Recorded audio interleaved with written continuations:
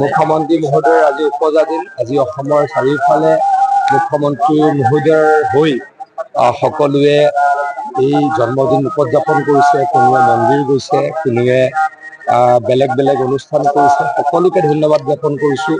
মাননীয় মুখ্যমন্ত্ৰী ডাঙৰীয়া দীৰ্ঘায়ু হওক, অতি কমেও 100 বছৰ তেখেতে অসমৰ মানুহক সেৱা কৰক। হিমন্ত বিশ্ব শৰ্মা ডাঙৰীয়া জীয়াই থকা মানেই অসমৰ ৰাইজৰ সেৱা কৰা, অসমৰ ৰাইজৰ উন্নতি হোৱা। অসমৰ ৰাইজক হিমন্ত বিশ্ব শৰ্মা ডাঙৰীয়াক আশীৰ্বাদ জনাবলৈ অনুৰোধ কৰিলোঁ, আহ্বান জনালোঁ।